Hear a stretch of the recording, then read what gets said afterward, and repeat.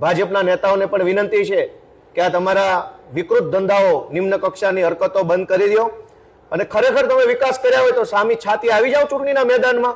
કેટલું પાણી છે ભાજપના નેતાઓમાં, અમે માપી લઈએ. એટલે આજે નમસ્કાર મિત્રો, કિસાન સંદેશ ચેનલમાં આપનું સ્વાગત છે. મિત્રો, ગોપાલ ઇટાલિયા અત્યારે જે મુદ્દે વાત કરી રહ્યા છે તે ગુજરાતની જનતાએ સાંભળવું ખૂબ જ મહત્વનું છે.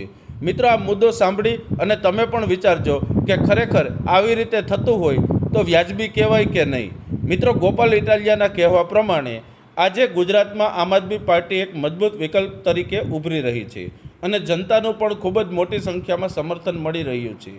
એ વાતથી ભયભીત થઈને ભારતીય જનતા પાર્ટીના ઈશારે આમ આદમી પાર્ટીના કાર્યકર્તાઓની કાવતરા રૂપ ધરપકડ થઈ રહી છે.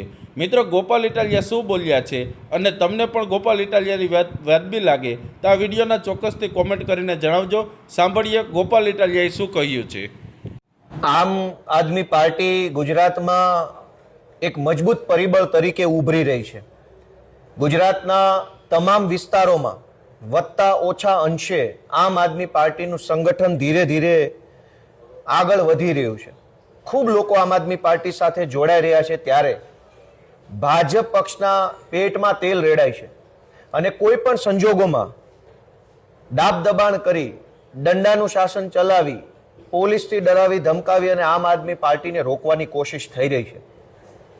એક અત્યંત સુવ્યવસ્થિત, સંગઠિત ષડયંત્રના ભાગરૂપે, કાવતરાના ભાગરૂપે ગુજરાત પોલીસ વિભાગ દ્વારા ભાજપના ઈશારે આમ આદમી પાર્ટીના અનેક કાર્યકર્તાઓને છેલ્લા દિવસોમાં ધરપકડ કરવામાં આવી.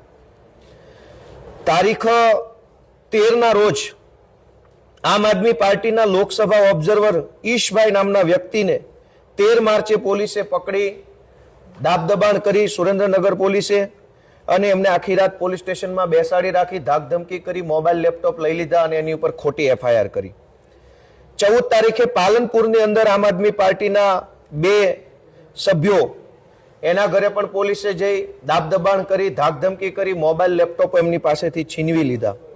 14 તારીખે ધરમપુરની અંદર એક વિધાનસભા સહયોગીને પણ પોલીસે 4 કલાક સુધી પોલીસ સ્ટેશનમાં બેસાડી અને ધાકધમકી કરી.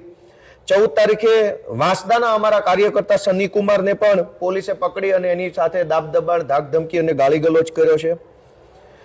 15 તારીખે સુરેન્દ્રનગરના અમારા આમ આદમી પાર્ટીના આગેવાન પુનિત કુમારના ઘરે અજય કુમાર, ચોટીલા વિધાનસભામાં કામ કરતા અજય કુમાર અને સુરેન્દ્રનગર લોકસભામાં કામ કરતા પુનિત કુમારને પોલીસે પકડી, એમને પણ ગાળીગલોચ કરી, એમના મોબાઈલ લેપટોપો જમા લઈ અને ધાકધમકી કરવાનું કામ કર્યું.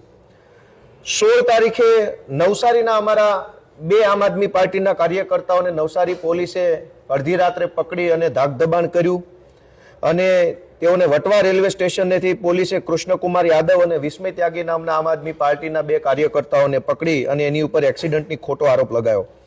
નરોડાના આમ આદમી પાર્ટીના કાર્યકર્તા સોનુ તોમર, બાપુનગર વિધાનસભાના પ્રભારી રાજુ દીક્ષિત અને આમ આદમી પાર્ટીના અમદાવાદના કાર્યકર્તા હર્ષિત નોટિયાલ, અમદાવાદ વેસ્ટના કાર્યકર્તા સુધીર દીક્ષિત, આ તમામના ઘરે અલગ અલગ પોલીસ સ્ટેશનના પોલીસવાળાએ જઈ એમને ગેરકાયદેસર રીતે પકડી, ગાળીગલોચ કરી, મારામારી કરી, એમની ઉપર ખોટી ફરિયાદો કરી અને આમ આદમી પાર્ટીનું કામ કરવાનું છોડી દો એવું દબાણ પોલીસે કર્યું.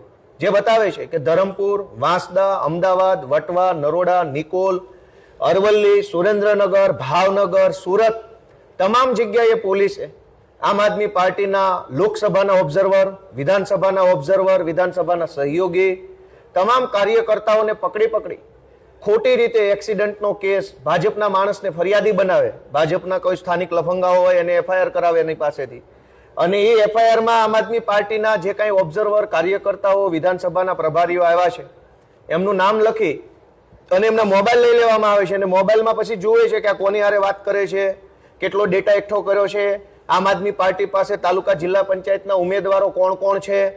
આ તમામ ઘટના ગુજરાતના તમામ જિલ્લાઓમાં એક સરખી રીતે બની રહી છે. સુરેન્દ્રનગર LCB સુરેન્દ્રનગર કાર્યકર્તાને પકડીને મોબાઈલ ખોળે છે અને પૂછે છે એમ ઉમેદવારો કેટલા છે, લાવ બતાવો સુરેન્દ્રનગરના. નવસારી પોલીસ નવસારીના મેન માણસને પકડીને એનો મોબાઈલ જોવે છે, એનું લેપટોપ જોવે છે. અરવલ્લીની પોલીસ અરવલ્લીમાં જઈને આ ધંધો કરે છે. અમદાવાદ પોલીસ અમદાવાદમાં ધંધો કરે છે. ભાજપની સરકારને અને ભાજપની સરકારના દલાલ બનીને કામ કરતા અમુક પોલીસ અધિકારીઓને કહેવાનું છે કે આ દલાલી બંધ કરો. તમારા દાબદબાણથી, તમારા દંડા, જેલ, પોલીસની અમે કોઈ ડરવાવાળા માણસો નથી.